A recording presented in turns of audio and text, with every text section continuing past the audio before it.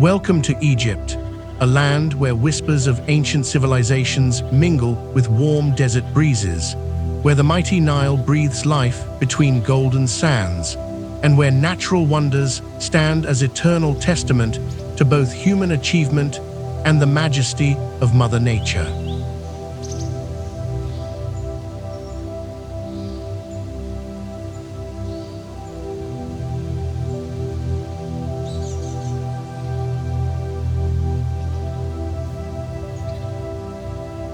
Picture this, a country spanning over 1 million square kilometers of northeast Africa, where 95% of the land is painted in shades of amber and gold, yet sustained by the lifeblood of the world's longest river. Egypt isn't just a destination, it's a living, breathing museum where every stone tells a story, every sunset paints a masterpiece, and every moment feels like stepping through a portal into another dimension of existence.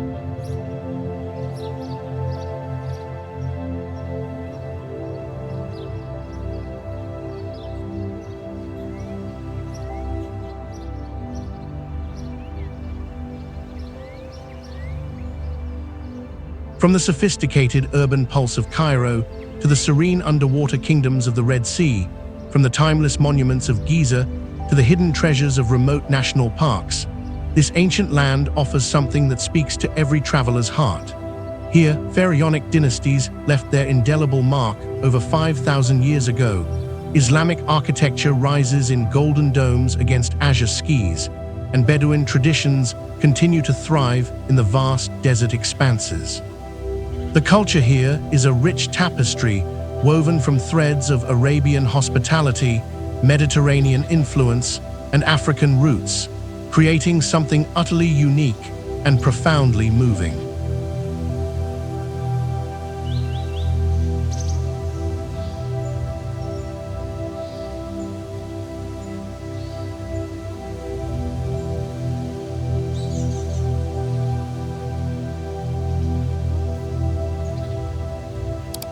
Before you start exploring this journey, don't forget to hit the subscribe button and check out the exclusive links to the cheapest flights and the best accommodation deals waiting for you in the description below. Your Egyptian adventure is about to become a reality.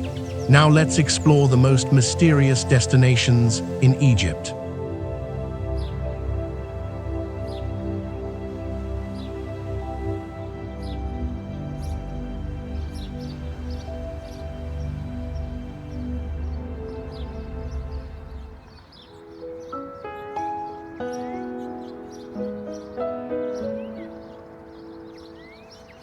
Aswan.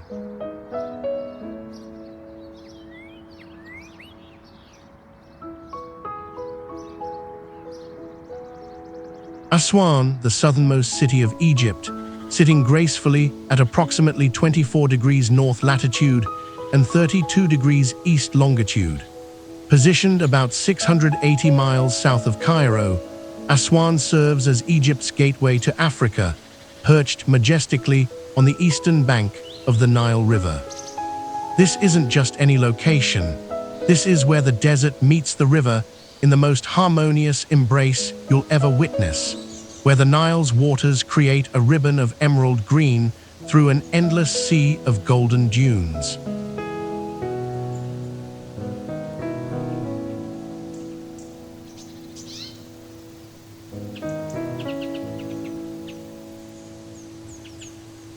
The city sits at a point where the Nile flows through granite rocks and islands, creating a natural spectacle of cataracts, rapids that once made river navigation challenging but now provide breathtaking scenery.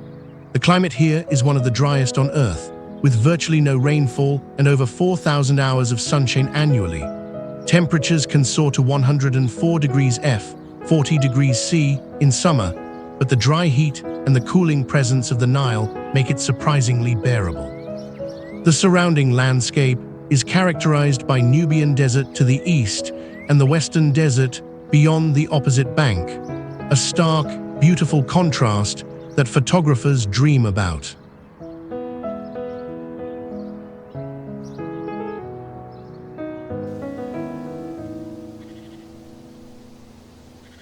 culture of Aswan is predominantly Nubian, and this is what makes the city truly special.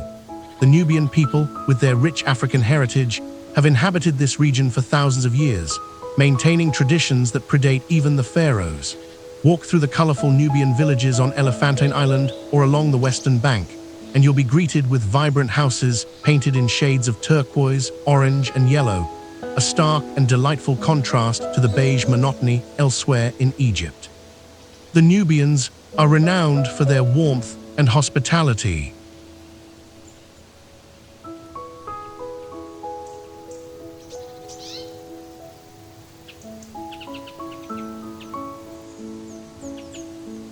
Aswan's history stretches back to ancient times when it was known as Swenet, serving as the southern frontier of ancient Egypt. This was the location of the first cataract of the Nile, marking the traditional border between Egypt and Nubia. For millennia, Aswan was the source of Egypt's finest granite, the pink and black stone used to construct obelisks, temples, and statues throughout the kingdom. The famous unfinished obelisk, still lying in its quarry, reveals ancient quarrying techniques and would have stood 137 feet tall had it been completed, making it the largest known obelisk from ancient Egypt.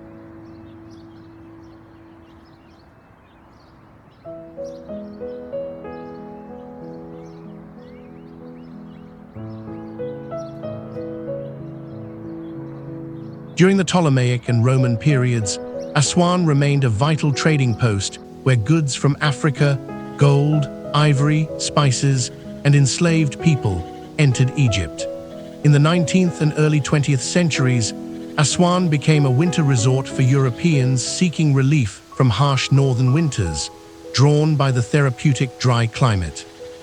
The construction of the old Aswan Dam in 1902 and the High Dam in 1970 transformed Aswan into a modern city while creating Lake Nasser, one of the world's largest man-made lakes.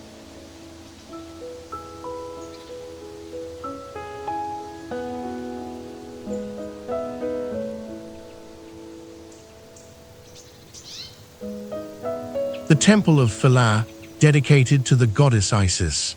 Originally built on Philae Island, this stunning temple complex represents the last bastion of ancient Egyptian religion, where priests continued their rituals until 550 AD, long after Egypt had converted to Christianity and then Islam. The temple's story of survival is as dramatic as its beauty. When the High Dam threatened to submerge it forever, UNESCO orchestrated one of history's most ambitious rescue operations in the 1960s, dismantling the entire complex stone by stone and reconstructing it on nearby Agilkia Island.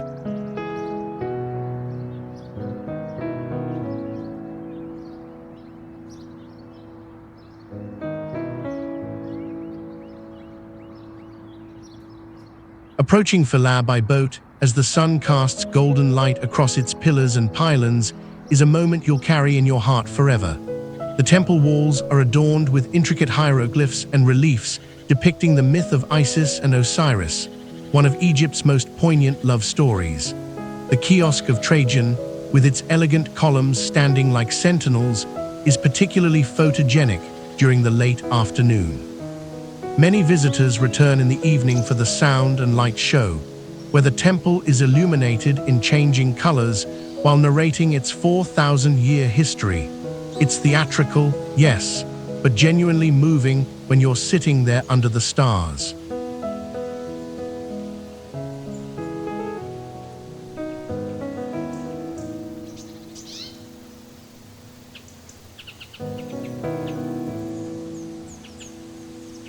What makes Aswan unforgettable?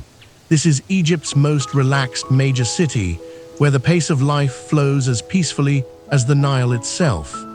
It's a place where ancient history, Nubian culture, and natural beauty converge in perfect harmony.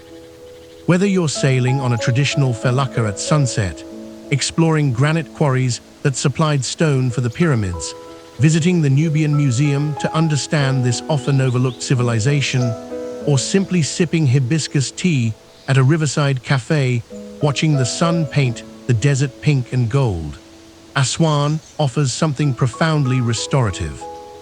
This is Egypt at its most authentic and soul-stirring, away from the overwhelming tourist circuits, where you can actually feel the heartbeat of the land and connect with people whose ancestors have called the Nile home for countless generations.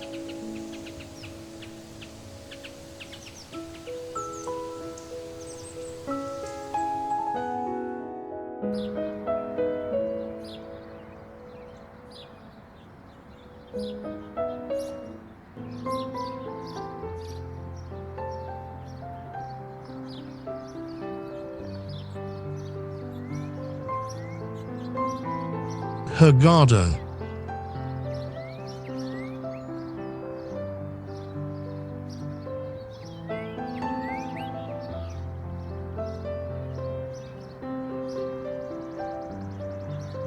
Hurghada, situated on the western shore of the Red Sea, approximately 500 kilometers southeast of Cairo, Hurghada sits at around 27 degrees north latitude and 33 degrees east longitude.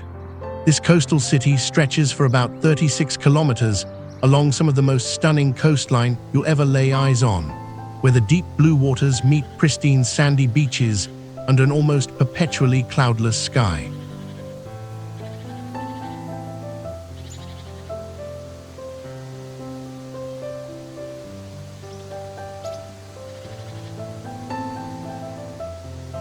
Hurghada's geography is defined by its relationship with the Red Sea, one of Earth's most saline bodies of water and a marine biodiversity hotspot of global significance. The coastline here is blessed with fringing coral reefs that begin just meters from the shore, creating an underwater wonderland that rivals any place on the planet.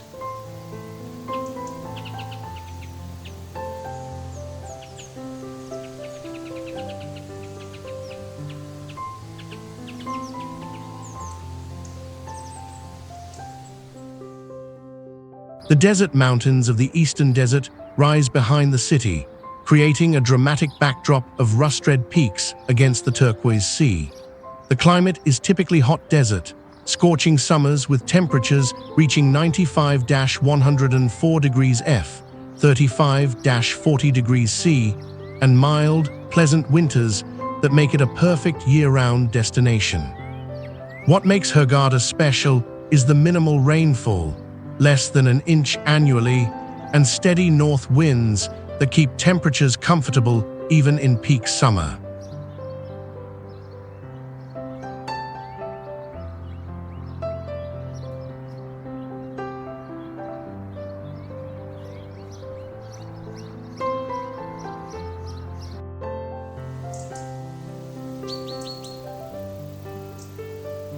Here's where Hurghada's story gets interesting, because unlike Egypt's ancient cities, Hurghada is essentially a modern creation.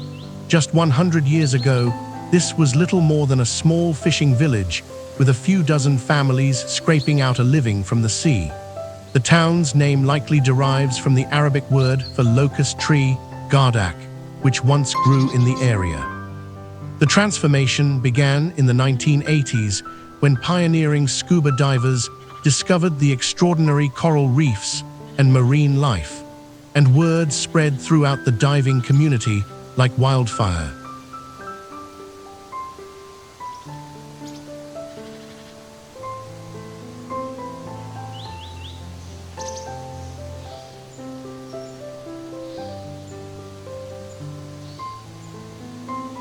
The Egyptian government, recognizing the tourism potential, began developing infrastructure and foreign investment poured in.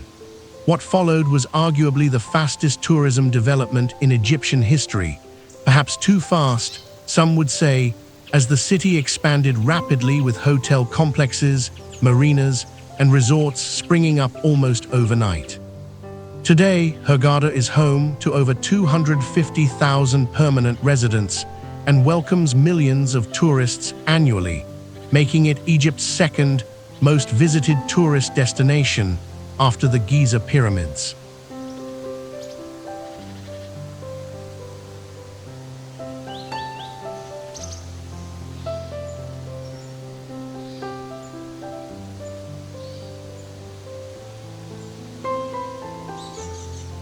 The culture here is distinctly different from the rest of Egypt. It's cosmopolitan, tourism-oriented, and more relaxed in terms of dress codes and social norms.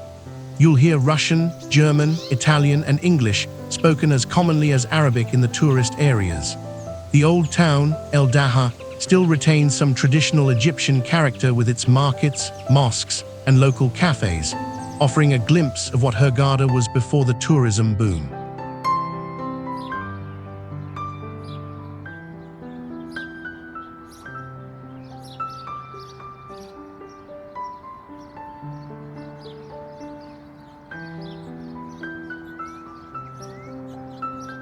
While Hurghada lacks ancient history, its development tells an important modern story about Egypt's economic diversification. In the early 20th century, oil exploration brought the first modern infrastructure to the area.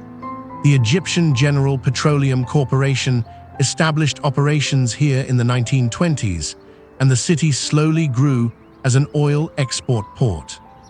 However, it was the opening of Egypt to mass tourism after the Camp David Accords in the late 1970s and early 1980s that truly put Hurghada on the map.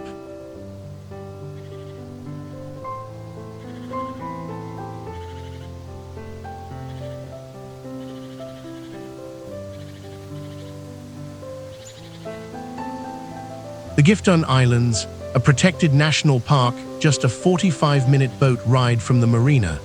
This archipelago consists of two main islands, Gifton Kebia, Big Gifton, and Gifton Soria, Small Gifton, surrounded by some of the most pristine coral reefs in the northern Red Sea. The moment you slip beneath the surface here, you enter another world entirely.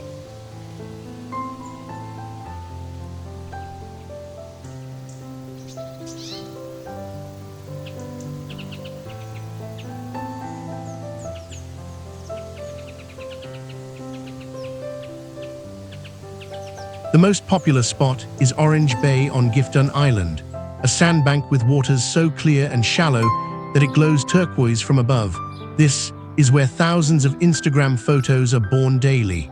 The fine white sand is actually coral and shell fragments ground down over millennia. The island beaches offer perfect spots for snorkeling beginners, with reefs just a few meters from shore teeming with life.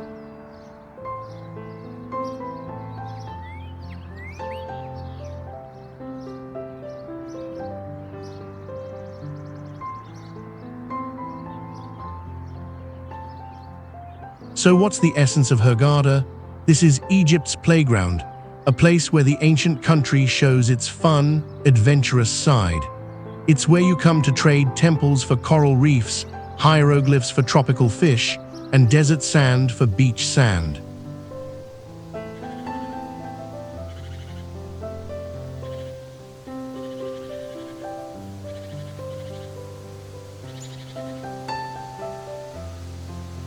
The city offers something for every type of traveler: world-class diving and snorkeling for marine enthusiasts, luxury all-inclusive resorts for those seeking pampering, water sports from kitesurfing to parasailing for adrenaline seekers, and even desert safari excursions to Bedouin villages for cultural experiences.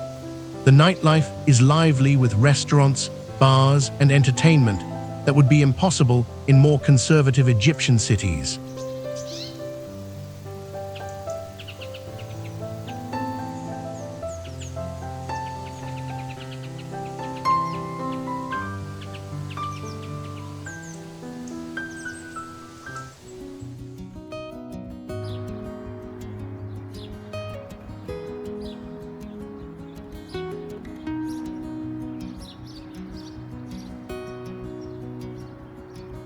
Giza.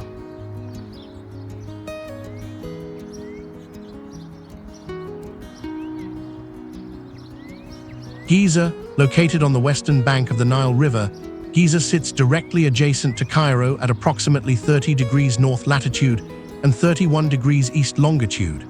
This isn't merely a suburb of Egypt's capital. This is ground zero for humanity's most ambitious architectural achievement, the place where the word impossible was never uttered, and where the ancients built monuments so enduring that they've outlasted empires, religions, and entire civilizations.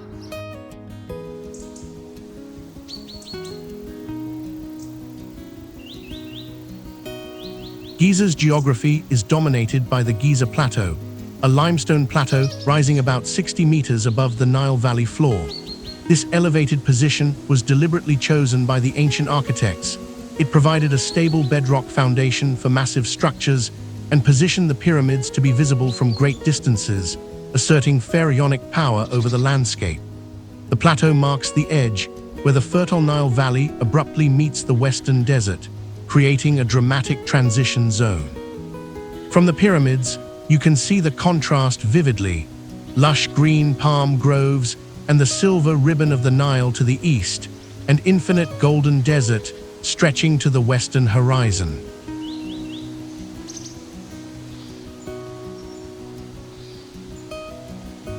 The modern city of Giza has sprawled around these ancient monuments, creating the surreal experience of seeing 4,500-year-old pyramids with contemporary Cairo's sprawl in the background, minarets, apartment buildings, and even a KFC with a pyramid view.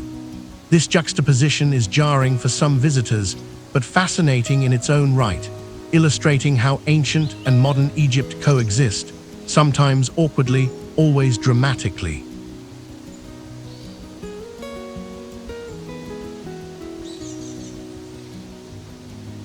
The cultural importance of Giza cannot be overstated.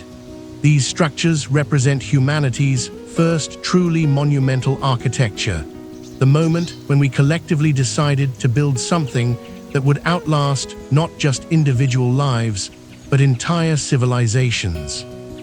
In ancient Egyptian culture, the pyramid shape represented the primordial mound that emerged from chaos at creation, and its sloping sides symbolized the sun's rays descending to earth, providing the pharaoh a ramp to ascend to the heavens and join the sun god Ra.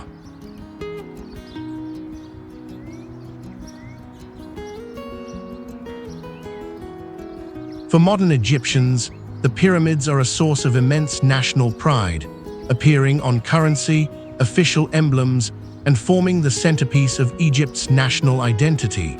For the global community, they represent one of the seven wonders of the ancient world, the only ones still standing, and a UNESCO World Heritage Site of paramount importance.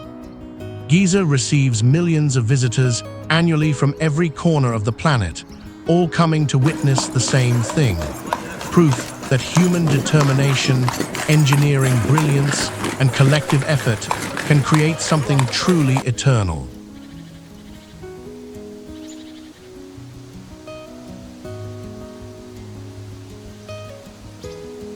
The Giza necropolis was developed during Egypt's 4th dynasty, approximately 2582–560 BCE, during what historians call the Old Kingdom period, Egypt's first golden age.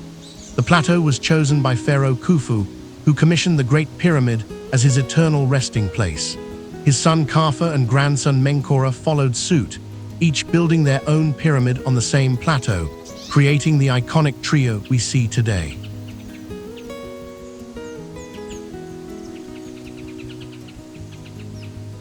But these weren't just tombs.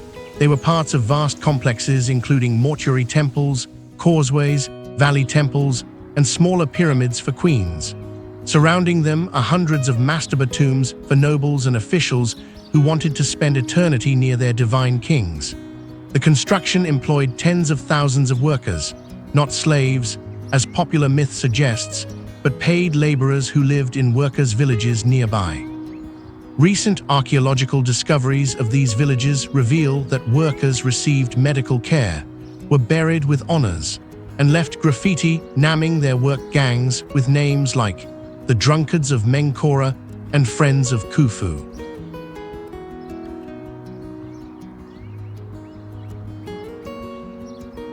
The Pyramid era lasted only about a century, after which later dynasties built smaller, less ambitious tombs. The Giza pyramids were already over 1,000 years old when Tutankhamun reigned, and over 2,500 years old when Cleopatra ruled. They were as ancient to the Romans as the Romans are to us. Throughout millennia, they've been explored by everyone from Arab caliphs seeking treasure to Napoleon's soldiers. The nose of the Sphinx was already missing before Napoleon, contrary to popular belief, to modern archaeologists still uncovering secrets.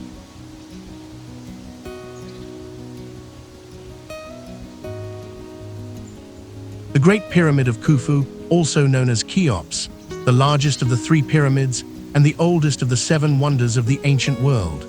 Standing at an original height of 481 feet, 146.5 meters, about the height of a modern 40-story building, this was the tallest man-made structure on Earth for an astounding 3,800 years, until Lincoln Cathedral was completed in 1311 AD.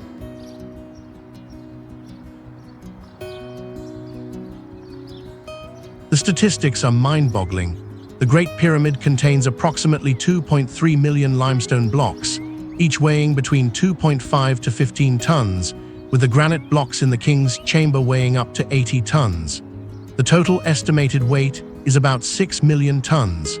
The base covers 13 acres and is level to within less than an inch, a feat of engineering precision that would be impressive even with modern equipment. The four sides are almost perfectly oriented to the cardinal points of the compass, with an accuracy of better than 0.05 degrees. How did they achieve this with Bronze Age technology? That question continues to fuel research and, admittedly, wild speculation.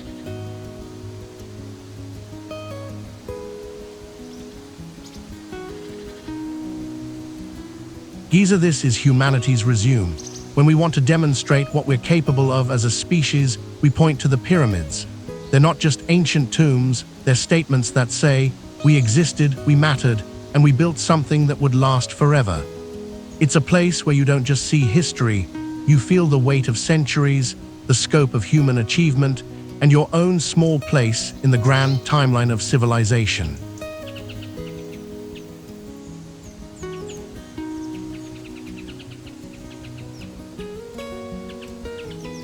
Beyond the pyramids, the complex includes the Great Sphinx, the Solar Boat Museum with Khufu's reconstructed funerary boat, and numerous smaller tombs and temples worth exploring. This is Egypt at its most famous, and while the modern intrusions can be jarring, nothing can truly diminish the raw power of standing before structures that have witnessed the entire arc of human civilization.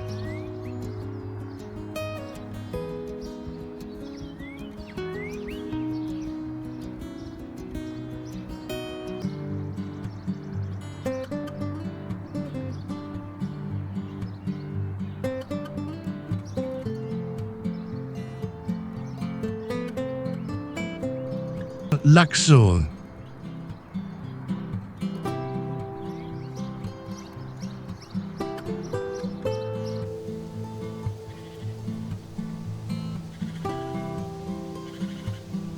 Luxor, often called the world's greatest open-air museum, and trust me, that's not tourist board hyperbole, it's an accurate description. Located approximately 420 miles, 670 kilometers, south of Cairo, Luxor sits at about 25 degrees north latitude and 32 degrees east longitude, straddling both banks of the Nile River. This modern city of around 500,000 people is built directly on and around the ancient Egyptian capital of Thebes, which means that literally everywhere you turn, you're walking on history.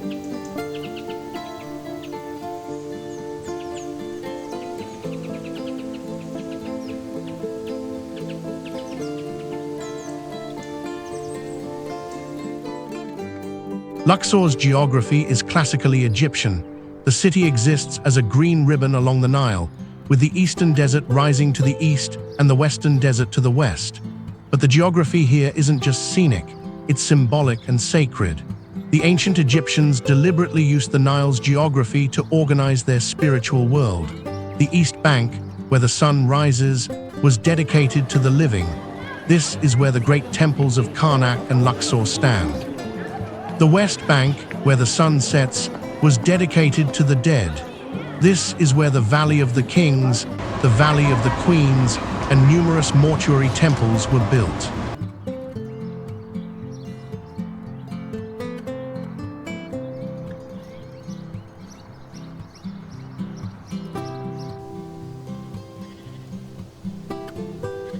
The climate in Luxor is extremely hot and dry, with summer temperatures regularly exceeding 104 degrees F, 40 degrees C, making it one of the hottest inhabited cities on Earth. Winters are perfect though, with warm, sunny days and cool nights, ideal for exploration. The Nile here flows steadily northward, its banks lined with sugarcane fields, palm groves, and small villages that look virtually unchanged from ancient times.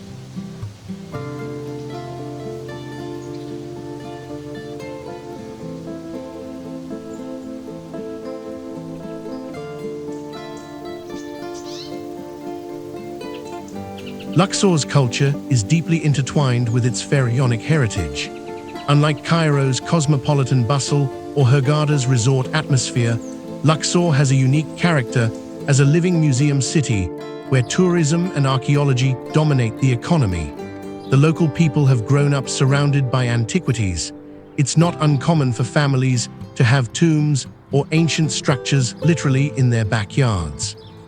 This proximity to the ancient world has created a population that's deeply knowledgeable about their heritage, and many families have worked in tourism, guiding, or excavation support for generations.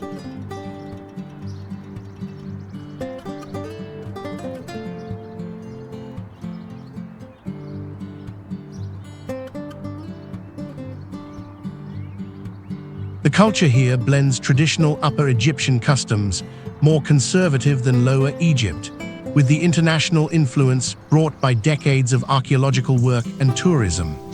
You'll find excellent museums, tourist infrastructure, and comfortable hotels, but also authentic Egyptian life in the local markets, traditional coffee houses, and residential neighborhoods away from the tourist zones.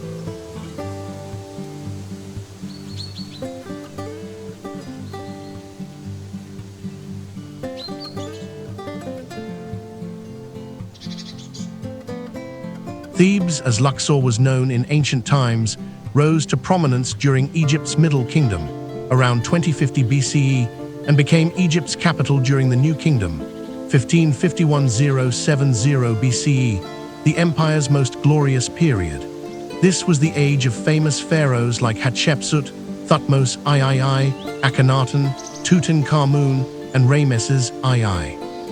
For nearly 500 years, Thebes was the political, religious, and cultural center of an empire that stretched from modern-day Sudan to Syria.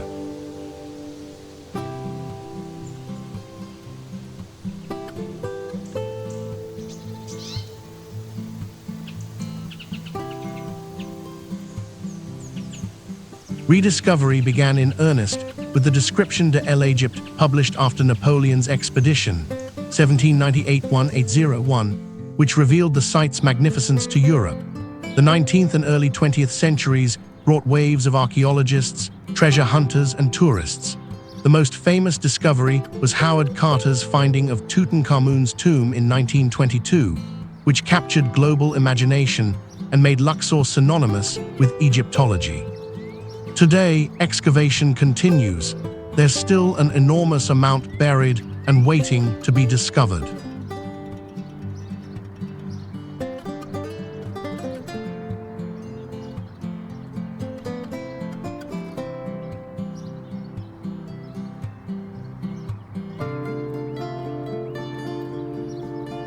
The Valley of the Kings, the burial ground for pharaohs and powerful nobles of Egypt's New Kingdom. This remote valley, hidden in the West Bank's desert mountains, was chosen precisely because it was remote and could be guarded, hopefully preventing the tomb robbery that had plagued earlier royal burials. The valley contains at least 63 discovered tombs, and counting, carved deep into the limestone bedrock.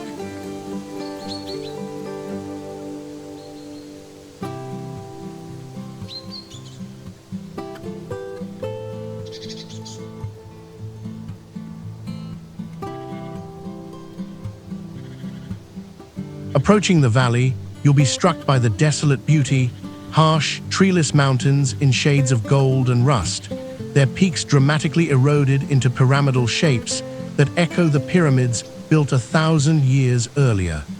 The ancient Egyptians believed this was where the goddess Hathor dwelt in the western mountains, receiving the setting sun each evening.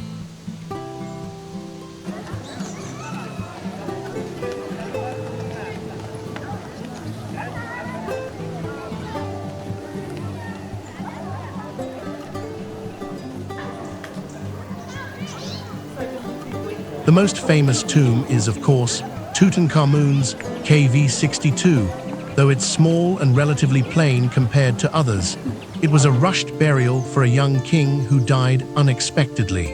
Its fame comes from being found nearly intact, with the treasures now in Cairo's Egyptian Museum. Other spectacular tombs include Seti I's KV17, the longest and most beautifully decorated tomb in the valley, and Ramesses VI's KV9, with astronomical ceiling decorations that take your breath away.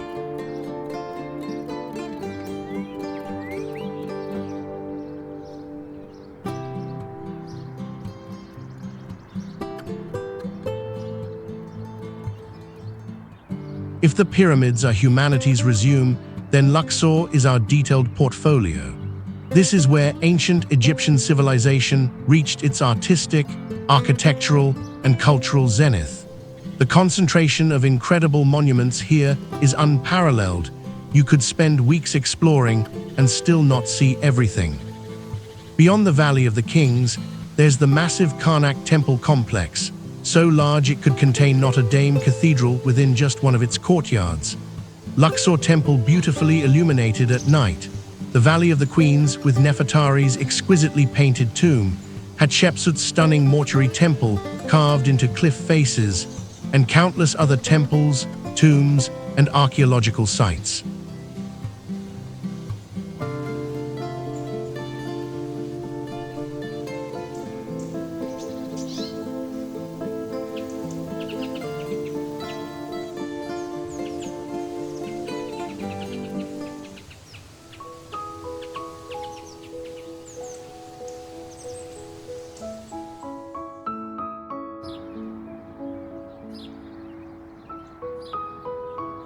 Cairo.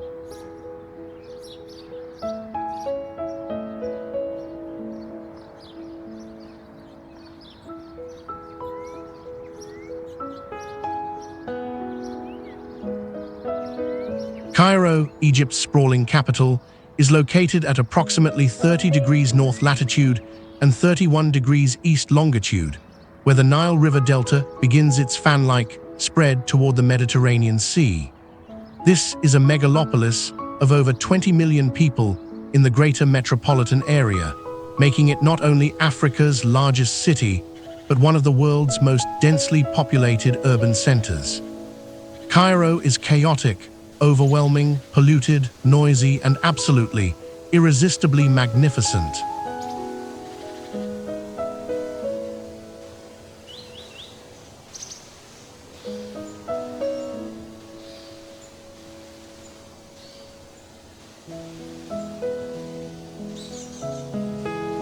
Cairo's geography is dominated by the Nile, which flows north through the city, dividing it into eastern and western sections connected by numerous bridges. The eastern bank holds the historic heart, Islamic Cairo with its medieval markets and mosques, downtown with its Belle Epoque architecture, and the modern commercial districts. The western bank includes Giza, which we've discussed, and expanding middle-class suburbs. The city spreads north toward the delta's fertile agricultural lands and east into the desert, where massive new satellite cities are being built.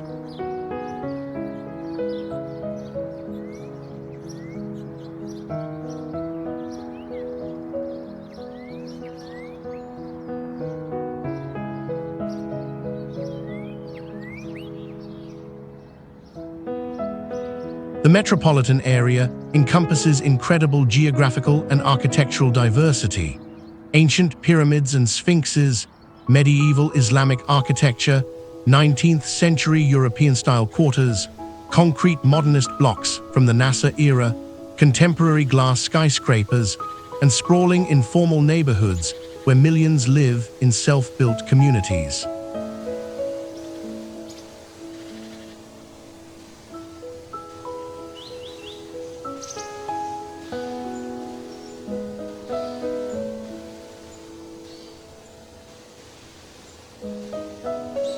Cairo's culture is the most complex in Egypt because the city has absorbed wave after wave of cultural influence over its thousand-year history. This is where African, Arab, and Mediterranean influences blend into something uniquely Cairene. The city speaks Arabic with a distinctive Egyptian dialect that's widely understood across the Arab world, thanks to Egypt's dominant film and television industry.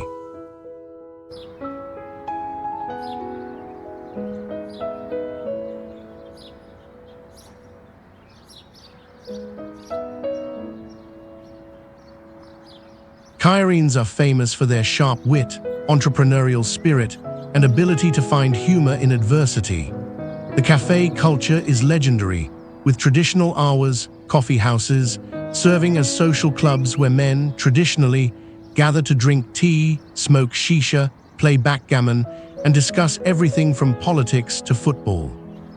Modern Cairo also has a growing contemporary culture scene with trendy restaurants, rooftop bars, art galleries, and a young, educated middle class engaging with global culture while maintaining their Egyptian identity.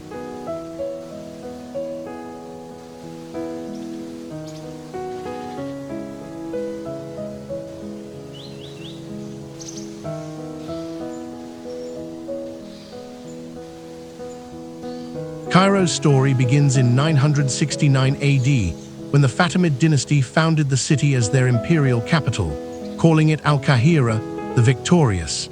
They built it just north of older settlements, including the Roman fortress of Babylon and the first Islamic capital of Egypt, Fustat. Medieval Cairo flourished as a center of learning, trade, and Islamic culture, becoming one of the medieval world's largest and wealthiest cities.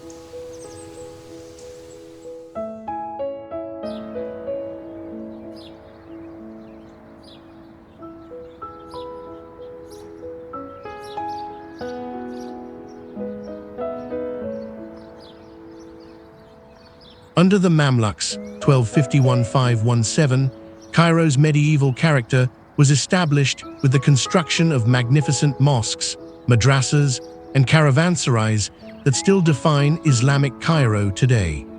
The Ottomans ruled from 1517 to 1798, during which Cairo declined somewhat in importance. Napoleon's brief occupation, 1798–1801, brought Egypt into contact with modern European ideas, and the subsequent rule of Muhammad Ali Pasha and his descendants, 1805–1952, transformed Cairo into a modern city.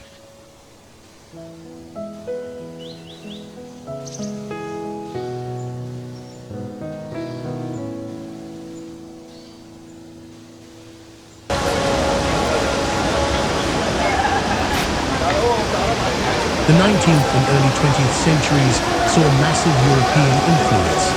Downtown Cairo was rebuilt in Belle Epoque and Art Deco styles, with grand boulevards, opera houses, and hotels that made it the Paris of the Nile. After the 1952 revolution, Nasser's Arab socialism brought rapid expansion, population growth through rural migration, and the construction of massive housing projects. From the 1970s onward, neoliberal economic policies under Sadat and Mubarak brought both prosperity and inequality, with gleaming new suburbs for the wealthy while informal housing spread into the desert. Today, Cairo is a city of stark contrasts, where medieval and ultra-modern, wealthy and poor exist side by side in a sometimes jarring, always fascinating urban tapestry.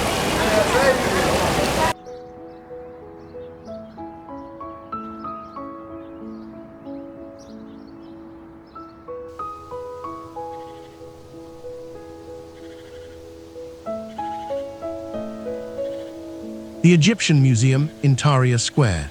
This dusty pink neoclassical building opened in 1902 and contains over 120,000 artifacts spanning 5,000 years of Egyptian history.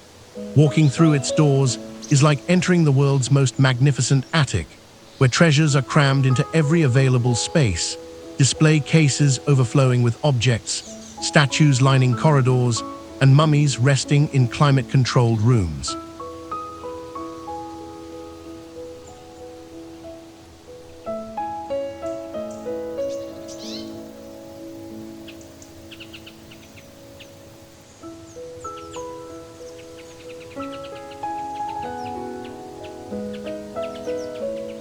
The star attraction is, without question, the Tutankhamun collection. Over 5,000 objects from the boy king's tomb, including his famous gold funerary mask, one of the most recognized artifacts in human history. Weighing 24 pounds, 11 kg of solid gold inlaid with lapis lazuli, carnelian, and colored glass, this mask stares at you with eyes that seem to follow you, emanating power and mystery across 3,300 years.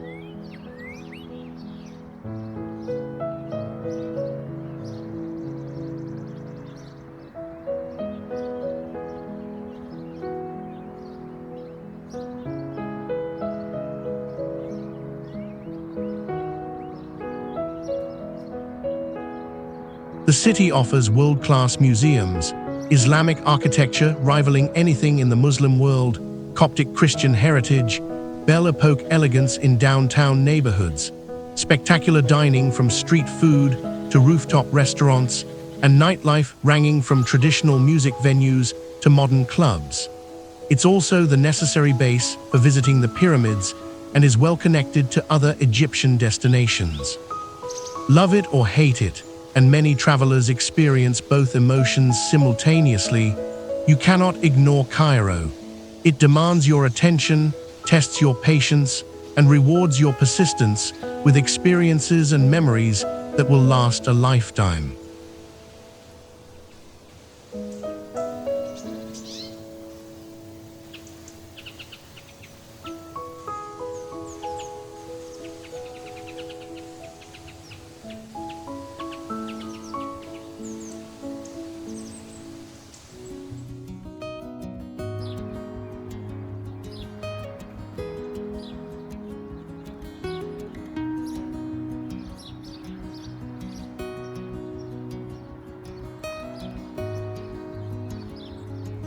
Marsa Alam.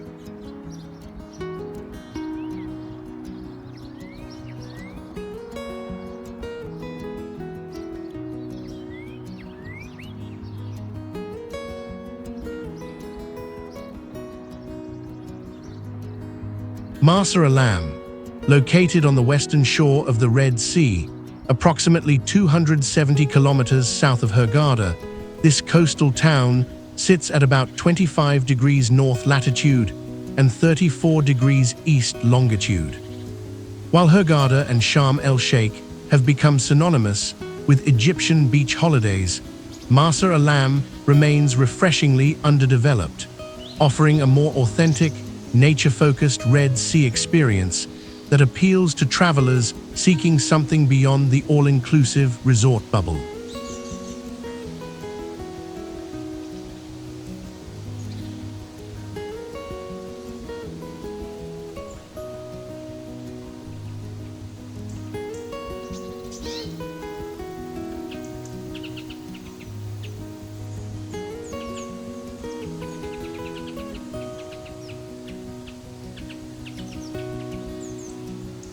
Marsa Alam's geography is quintessentially Red Sea, pristine coastline, where the eastern desert mountains meet the turquoise waters of one of the world's most biologically diverse marine ecosystems. The name Marsa Alam translates roughly to the Flag Bay or Banner Bay, though the exact etymology is debated. What's undebatable is the stunning natural beauty. Long stretches of sandy beaches interspersed with rocky coves, coral reefs beginning just meters from shore, and desert landscapes that shift from barren rock to scattered acacia trees depending on the season's rainfall.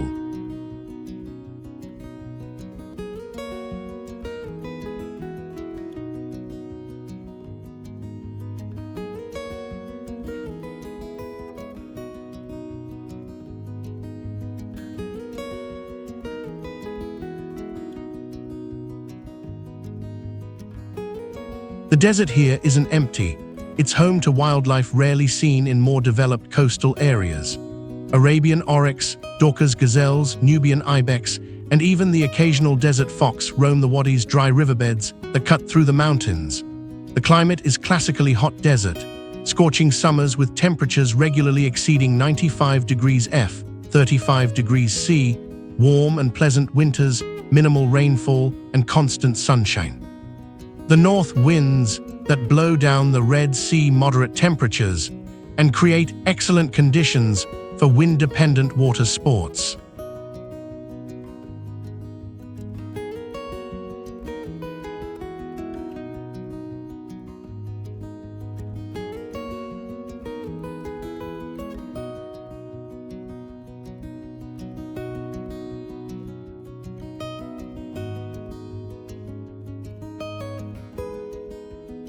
Unlike ancient Egyptian destinations, or even Hurghada with its decades of tourism history, Marsa Alam is essentially a modern creation.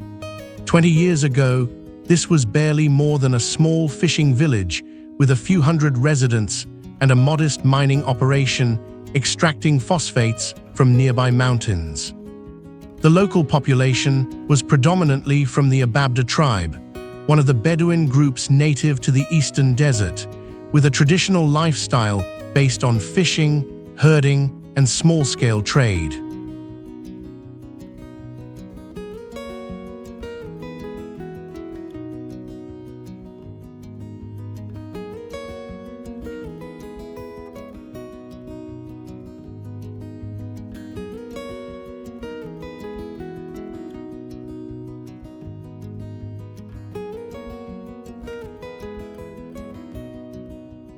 The culture here is relaxed and nature-oriented.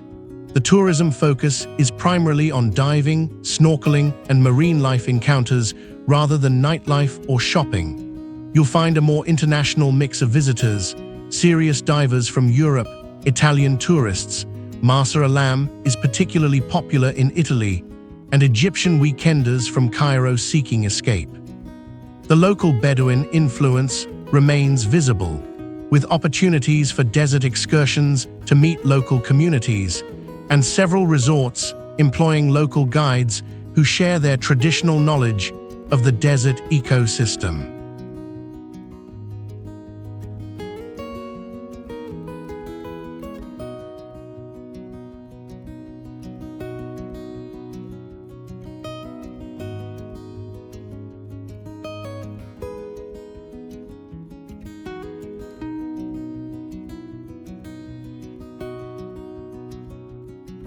But Dolphin House offers more than just dolphin encounters. The reef itself is spectacular, a healthy coral garden with hard and soft corals in peak condition, walls decorated with colorful sea fans, and incredible biodiversity. You'll see parrotfish, Napoleon wrasse, schools of snappers, moray eels, and if you're fortunate, sea turtles grazing on seagrass beds inside the lagoon. The coral formations create swim-throughs and channels that add adventure to the snorkeling experience.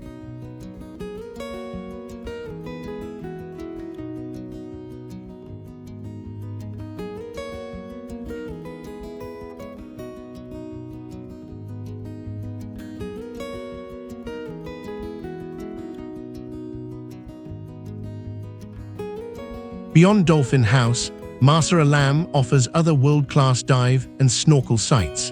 Elphinstone Reef is legendary among divers for encounters with oceanic whitetip sharks, hammerheads, and thresher sharks. Abu Dabab Bay is famous for resident dugongs, sea cows, critically endangered marine mammals that graze on seagrass meadows just offshore.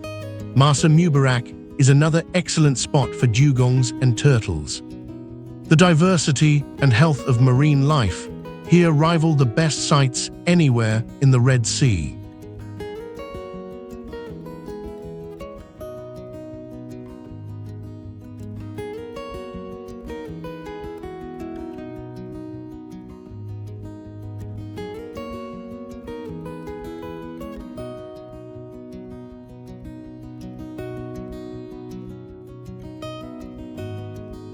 Marsa Alam, this is Egypt for nature lovers, for those who prioritize authentic experiences over polished tourist infrastructure, for travelers who understand that the best destinations are those where conservation and tourism find sustainable balance. Marsa Alam lacks the resort density and nightlife of Hurghada or Sharm el-Sheikh, and that's exactly its appeal. The focus here is on the natural world, spectacular marine biodiversity, desert ecosystems, and encounters with wildlife that remind us why we travel in the first place.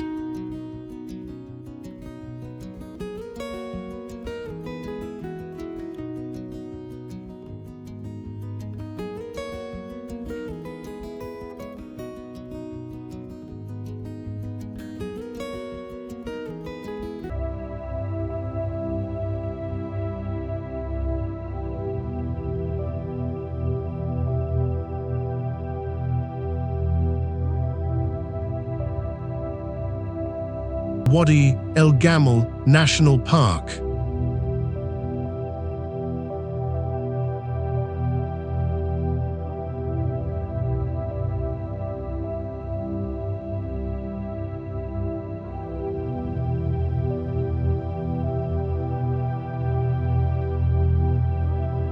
Wadi El Gamal National Park, located in the southeastern Red Sea Governorate, approximately 50 kilometers south of Marsa Alam, this vast wilderness extends from the Red Sea coast deep into the eastern desert mountains, covering an impressive 7,450 square kilometers, about 2,877 square miles, an area larger than the entire island of Bali.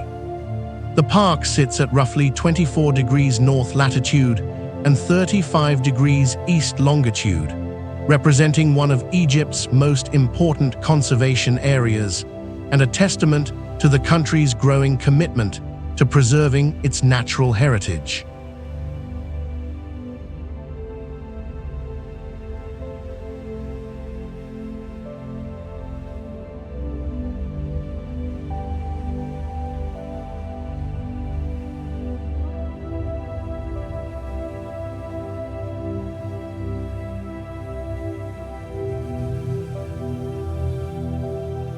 Wadi El Gamal's geography is a study in dramatic contrasts and breathtaking diversity.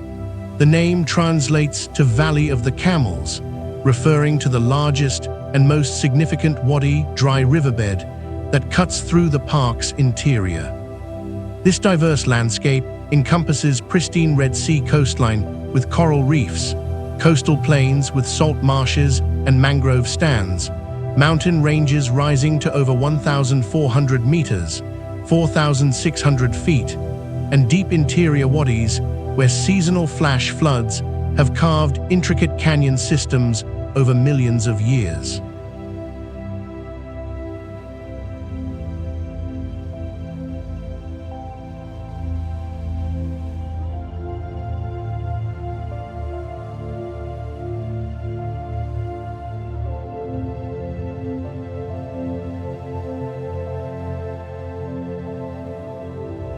The coastal zone features some of the Red Sea's most pristine beaches, long stretches of golden sand meeting turquoise waters, backed by acacia trees and desert vegetation. Just offshore, coral reefs form a living barrier, teeming with marine life. As you move inland, the landscape transitions to desert plains scattered with acacia trees, particularly Acacia tortilis and Acacia radiana, whose presence indicates underground water sources that Bedouin communities have utilized for generations.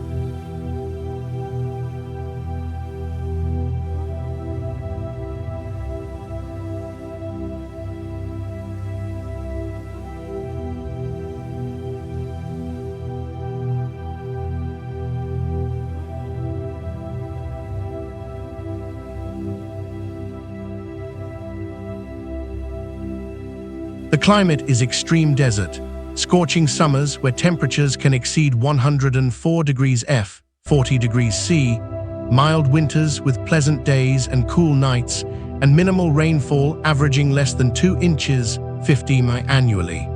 Yet when rain does fall, the desert transforms, demonstrating nature's remarkable resilience.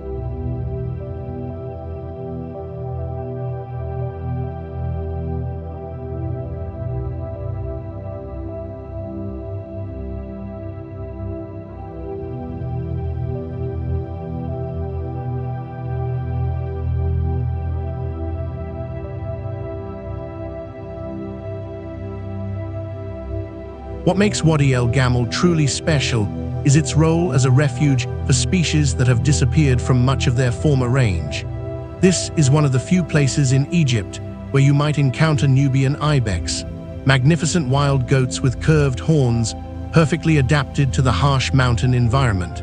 They're shy and difficult to spot, but seeing one picking its way across impossible cliff faces is unforgettable.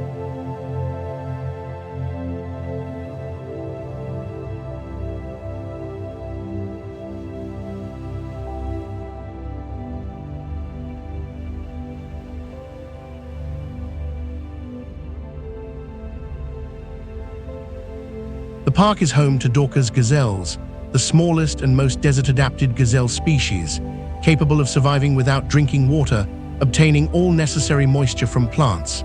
There are also populations of striped hyenas, caracals, desert lynxes, and sand foxes.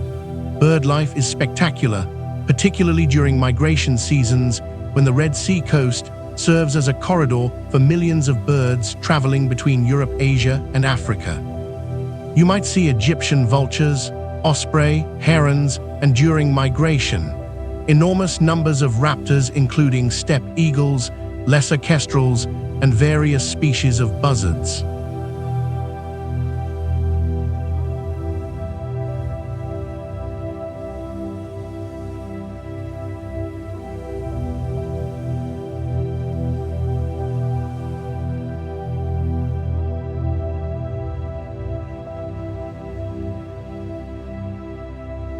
The mangrove stands deserve special mention. Mangroves are rare in the Red Sea, and Wadi El Gamal hosts some of Egypt's most extensive stands of Avicennia marina, grey mangrove.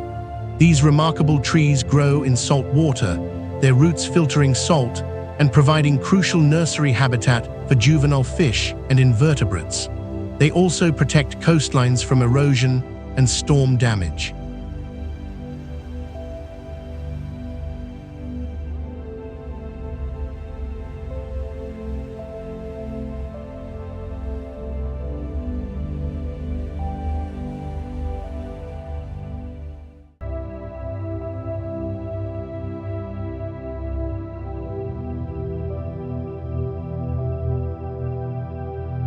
Ancient emerald and gold mines dot the mountains. These were the sources of precious materials that adorned pharaohs and financed empires. The Romans operated extensive mining operations here, and you can still find remains of mining settlements, temples built for mine workers, and inscriptions carved by miners asking gods for protection in this remote, dangerous land.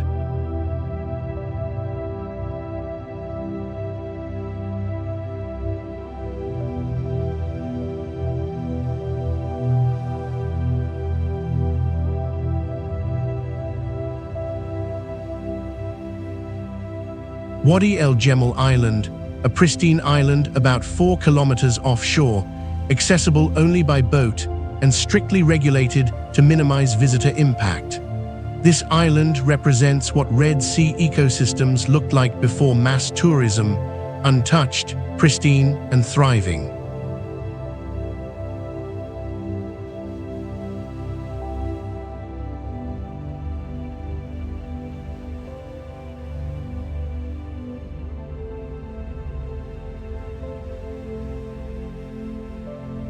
What makes this special isn't just the beauty, though it's spectacular, but the ecological health.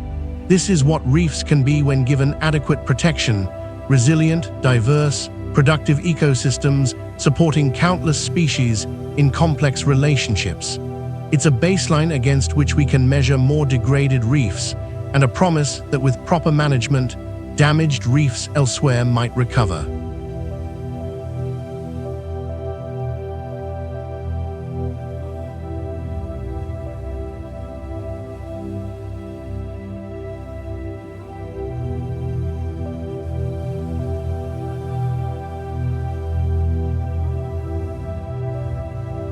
Wadi El Gamal, this park represents Egypt's wild side, a vast protected landscape where nature operates largely according to its own rules rather than human convenience. It's not an easy destination, access is controlled, some areas require permits, Infrastructure is minimal by design, and visiting requires more planning and physical effort than resort-based tourism. But for those willing to make that effort, the rewards are immense.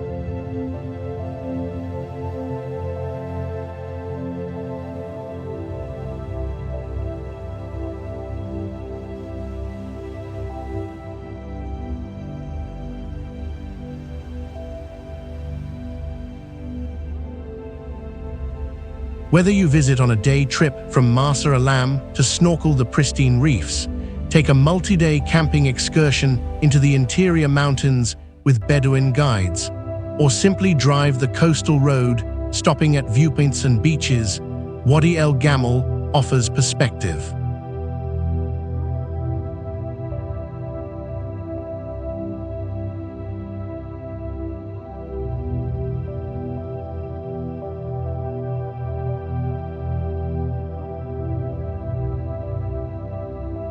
We come to the end of our journey through 7 magnificent Egyptian destinations, from the tranquil beauty of Aswan, where Nubian culture flourishes along the Nile's banks, through Hurghada's vibrant underwater kingdoms, where coral reefs pulse with life, to the eternal Pyramids of Giza, standing as humanity's greatest architectural achievement.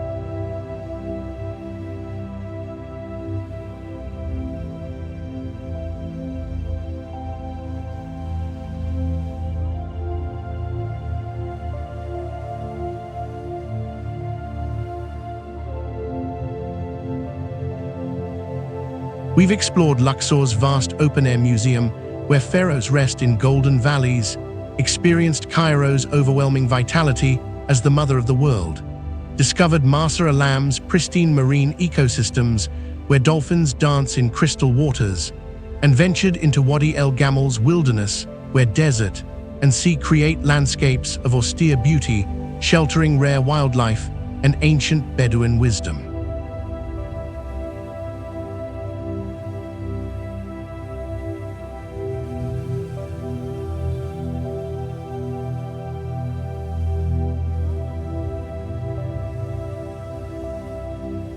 Now here's a question for you to ponder and share in the comments below. If you could have a conversation with one person from Egypt's 5,000-year history, a pharaoh, a worker who built the pyramids, a medieval scholar, a Bedouin guide, or a modern Egyptian artist, who would you choose and what would you ask them? What wisdom do you think they might share that our modern world desperately needs? I'm genuinely curious about your thoughts, so please take a moment to reflect and share your answer in the comments section.